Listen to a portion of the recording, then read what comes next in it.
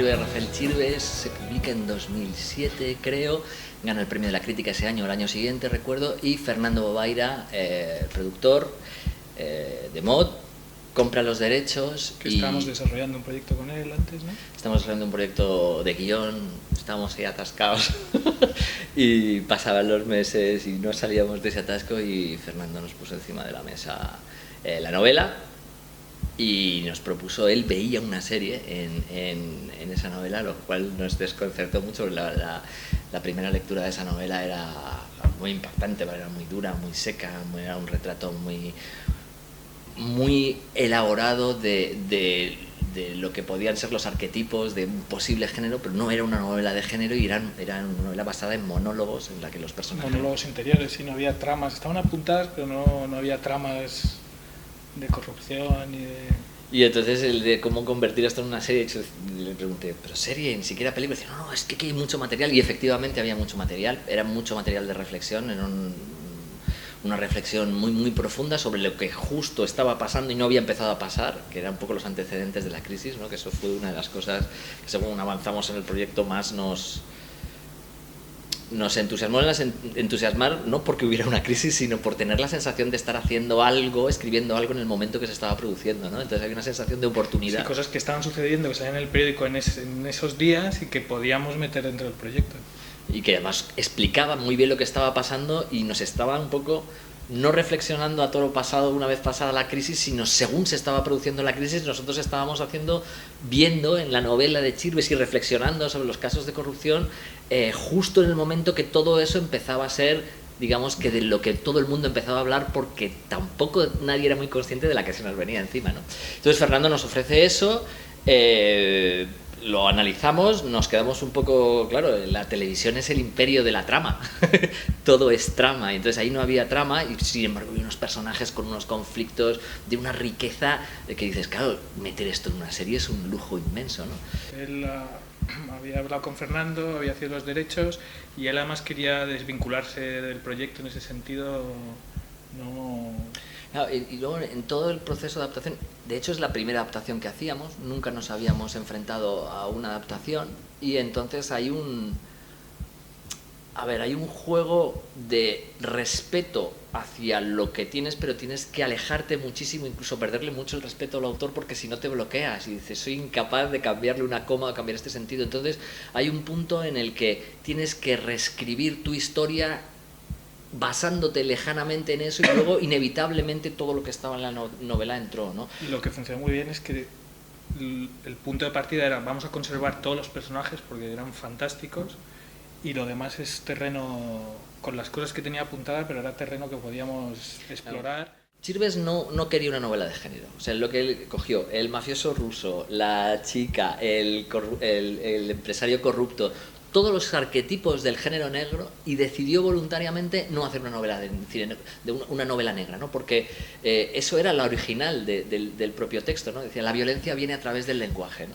Entonces él entendió, una vez pasado todo el desarrollo, decía, claro, es que la serie tiene que mostrar lo que la novela se encarga de ocultar. Y sobre todo él quería contar algo muy generacional suyo, ¿no? Como su generación había perdido la oportunidad de después de la dictadura afrontar una España por hacer, y cómo habían fracasado, ¿no? En ese intento, y tenía mucho de personal también la novela, ese aspecto. Entonces nosotros lo que hicimos fue hacer lo que no quería Chirves, o sea, lo que hicimos, decir, pues además que decíamos, estábamos deseando hacerlo porque somos muy de género, pues que no tenemos otra, nos sentimos Rafael, pero claro, era la manera de no traicionarle, porque era la única manera de darle un soporte audiovisual a través de tramas a todo el retrato de personajes. Entonces lo que hicimos fue hacer una trama pura y dura digamos, de serie o de narración mafiosa, de historia negra.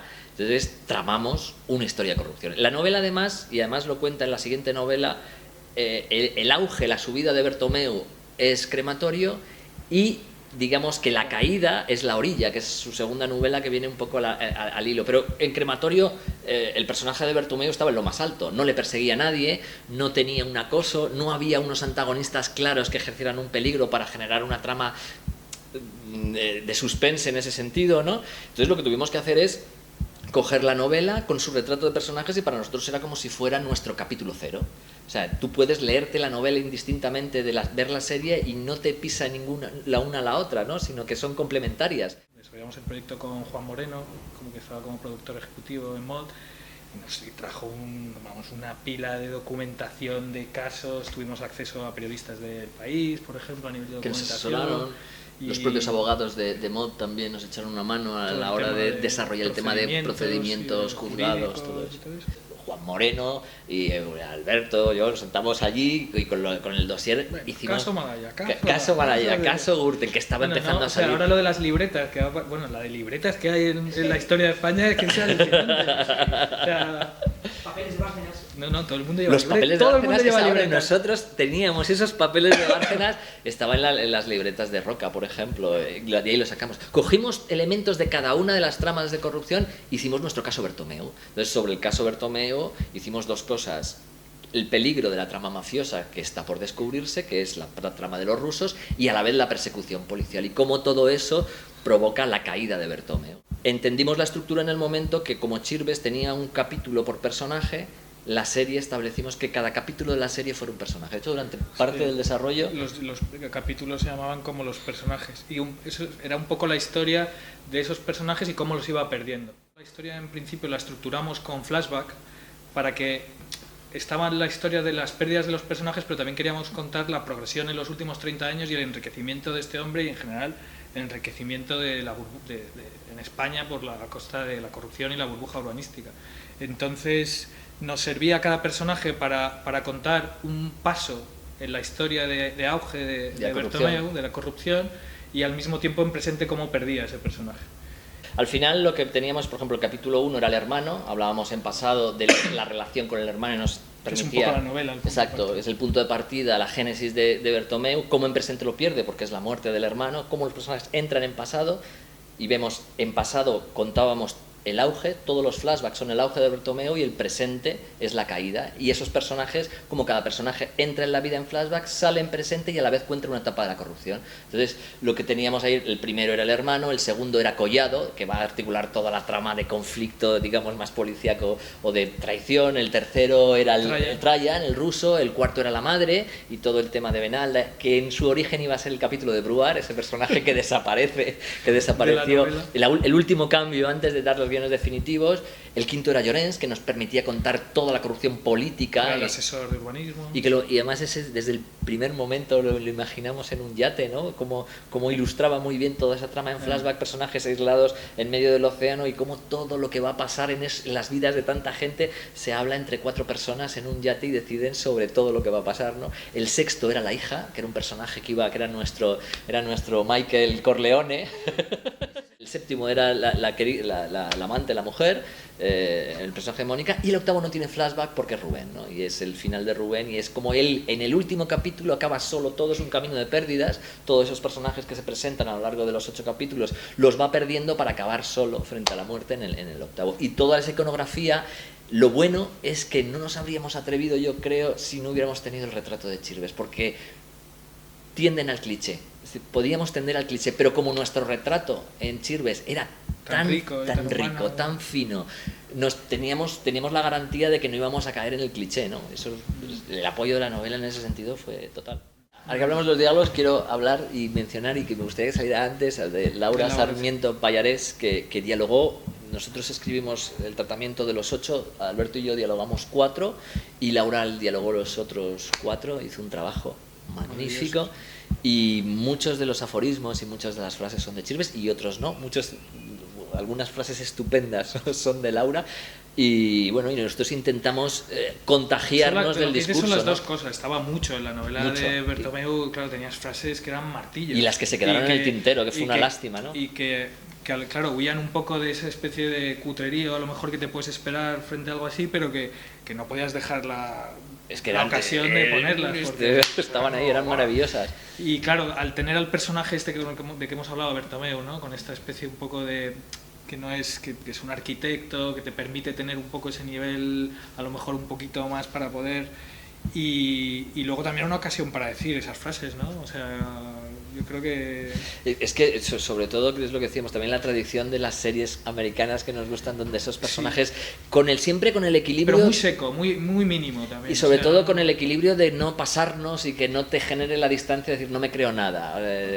Eso que Sorkin hace y que, bueno, entras en esa dinámica de frases, todo el mundo es brillantísimo y dice frases muy brillantes. De hecho, decimos, es verdad que es una serie porque... un poco fría, pero yo creo que la emoción viene un poco por lo que no se dice, ¿no? Igual se dicen estas frases así, pero yo creo que la emoción viene por todo lo que los personajes no se dicen, ¿eh? Claro, es que es fría, pero claro, es fría. Lo que pensamos es, lo que contaba Bertomeu es una familia disfuncional. Son gente que no se comunica, que los afectos no acaban de estar en su sitio. Entonces eso nos gustaba muchísimo, porque nos iba a la contra del concepto más, en el mejor sentido de la palabra, más culebrón, en el que los afectos se manifiestan de una forma más evidente, y aquí no, aquí lo que nos encantaba, y que un poco está en nuestra forma también de escribir, no solo esto, sino otras cosas, es cómo la ausencia de los afectos, precisamente por no estar, se hace evidente. Es decir, ese padre y esa hija que no se abrazan, entonces está echando de menos ese abrazo. Y eso nos generó además un problema, porque eso era una de las esencias de la novela y del hilo de la serie, que era el que triunfa en la vida y fracasa en la vida personal. Era un fracasado en la vida y un triunfador en los negocios. Sí. Y eso era muy, muy interesante, y nos obligó a hacer cosas como que, por ejemplo, los discursos o las reflexiones que eran monólogos en la novela eran diálogos maravillosos que había que poner en algún sitio, pero como no hablan entre ellos, por eso son monólogos. Entonces decíamos, ostras, ¿cómo lo hacemos? Entonces tuvimos, por ejemplo, que desdoblar personajes. El personaje de Mónica, que tiene un discurso sobre el sexo, sobre el llegar, el ascenso social, tenía una serie de discursos muy potentes, pero que no podía decírselos a Bertomeu, no podía decírselos a Mónica. Entonces tuvimos, por ejemplo, que desdoblarlo. Entonces creamos el doble de ella, que es Marta, que es Mónica 20 años después, y generamos ahí esos diálogos. Muchos personajes se generan desdoblando personajes para poder convertir los monólogos de Chirves en diálogos, ¿no? Y de ahí nace también la idea de cómo cuentan esos sentimientos, y entendemos esos sentimientos porque a través de Marta, Mónica, acabamos de entender, y de la hermana, por ejemplo, lo que no puede contar a Bertomeu, y entendemos, ¿no? Entonces hubo que hacer una especie de andamiaje especial para conservar eso que nos gustaba mucho, que es contar esos afectos y ese fracaso en los afectos sin que hubiera un diálogo directo entre los personajes. Claro, en la novela el personaje es más un arquitecto más formado, que viene de una familia de terratenientes, o sea, es más una burguesía que está contado más desde el punto de vista de esa burguesía que se convierte en promotor para aprovechar, y en ese aspecto pues nuestro personaje era una persona mucho más formada y no hacía referencia un poco a eso. Teníamos algún personaje como Trajan o como Llorens, el asesor que ha crecido y ha medrado en el urbanismo, que sí que era un poco más ese tipo de personaje, pero era algo que estaba en la novela y que nos permitía también, yo creo, desarrollar un concepto de progreso que tenía el personaje, que era muy potente. O sea, él que no era el zafio el que se quiere enriquecer tal cual, sino había un plan en la cabeza de Bertomeu, ¿no? Era una forma de empatizar también con el personaje, ¿no? Que él tiene muy claro que la diferencia entre Nueva York y la costa española es solo una cuestión de economía, más pobre, pero que Nueva York se ha basado en meter hormigón, en construir, en generar densidad y en aprovecharse de eso y especular con eso. Y que la única diferencia con nosotros es que nuestra economía es mucho más pobre. Y entonces ese personaje tenía un nivel de desarrollo de ese concepto de progreso que lo hacía muy... Que no tendría Jesús Gil, por ejemplo, que no tenía un discurso similar. Lo potente que nos pareció la novela era el discurso de Bertomeu, que era un discurso muy coherente, lo que lo convertía en un personaje... Estoy dando de comer a mucha gente, esto realmente es progreso. Y si tengo que manchar la cocina, como dice en algún momento, pues he manchado la cocina, pero es una forma de... Es verdad que ahí nosotros, como decía Fernando Boveira, pecamos de castellanos y más austeros. y el que es levantino quizá nos pidió... Ahí faltaba un poquito de exceso, quizá nos quedamos un poco cortos con todo lo que vimos allí. Sí. Luego es verdad una cosa que decía Pepe, y es que... y eso y yo creo que no deja de ser tan cierto lo uno como lo otro, y Pepe explicaba, Pepe era de allí también, y Pepe conocía mucho todos los entresijos de todo aquello y no por nada, sino porque es de allí, ¿no? Es de allí y lo conoce. Y entonces me decía, no, dice, yo conozco muchos Bertomeus y no son Jesús Gil.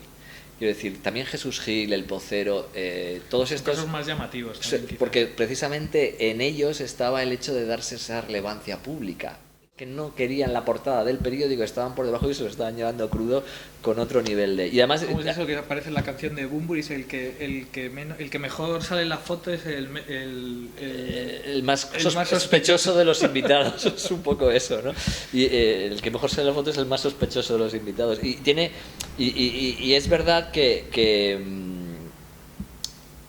no todo es como se retrató en los periódicos, aunque también había eso, y digamos que eso está un poco en el personaje de... Sí tenemos cuadros, sí tenemos, que es el personaje de Llorens, que ejerce un poco más de eso, ¿no? Y luego toda la parte pública del fútbol, que también de Trajan, sin embargo los rusos, por ejemplo, sí querían esa notoriedad y sí buscaban ese encaje social, dándose un también poco... Nos venía bien, y estaba en la novela, que al ser un poco más frío todo también, la contención de emociones con la familia, el personaje de Bertomeu, jugábamos mucho la contención en ese aspecto, claro. y al no comunicar, ¿no? Entonces eso también iba un poco a favor nuestro a la hora de contar la historia familiar. En cine, por ejemplo, se dice que el cine español es muy político, es mentira. El cine o sea, las películas políticas, puede haber películas sobre la guerra civil, pero hacer películas políticas del estilo de, incluso de Weir, te digo, puede ser una serie política, pero películas políticas no las hay. Películas que hablen y critiquen no al político, no al fascista, no, sobre la política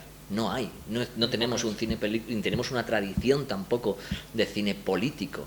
Que en Estados Unidos hay. Que en Estados Unidos hay. De periodismo, de investigación, realmente no. Por ejemplo, los americanos ellos son muy críticos. Cualquier película americana de medio pelo pone para ir a la CIA. Y el gobierno es lo peor y a todos les persiguen. Ahora luego acaba bien y todo el sistema regenera el círculo normal y todo es estupendo. Pero bueno, por lo menos hay esa crítica. Aquí no hay... ¿Qué película hay en la que se critique a nuestro gobierno? Sea el que sea. Ninguna. Pero una cosa es cine o una serie partidista y otra cosa es una serie política. Crematorio habla de política, no habla de partidos. Teóricamente es Valencia, pero realmente lo construimos con el caso Malaya. Quiero decir, con muchos otros temas. Curiosamente es una serie que, hablando, la Comunidad Valenciana no se menciona. De hecho, la Comunidad Valenciana no se menciona ningún partido. No se menciona ningún partido. Misende es una población ficticia, en teoría. Pero habla de algo muy extendido y que tiene que ver con el mecanismo de la política, o sea, no con el mecanismo de los partidos. Se podrían hacer series como El ala oeste de la Casa Blanca en el que sí se mencionan los partidos. Aquí no se mencionan, pero no estaría mal. Y es curioso porque lo que hemos encontrado es que, siendo una serie muy crítica también hacia... y se identifica de alguna manera que es Levante y puede trasladarse al PP, pero sin embargo la gente que le ha gustado la serie, hay bastante gente de varios, o sea, de todas las tendencias, ¿no? Aun siendo una serie muy muy crítica, y nosotros pretendimos ser cañeros en ese sentido. Es verdad que el entretenimiento generalista tiende a la evasión y una serie política tendería al debate y la reflexión. En eso quizá el plus sí buscó, y en otras cadenas lo que se busca es un entretenimiento muy lícito y que a mí me encanta, y yo me pongo series para pasármelo muy bien y no tienen por qué hacer todas sesudas y con temas profundos y trascendentes. Pero bueno, que en general todo ese material siempre se ha utilizado tanto en las noticias como una crítica política, y no se ha ido tanto a lo físico de la corrupción o del crimen y tal. Y lo que creamos también en Crematorio es ir a esa especie de bambalinas detrás del turismo, de la Costa del Sol y tal, que pasa detrás físicamente, ¿no? Cómo se reúnen, como tal. No tanto una crítica política o tal, sino ir a eso. Y yo creo que ahí es donde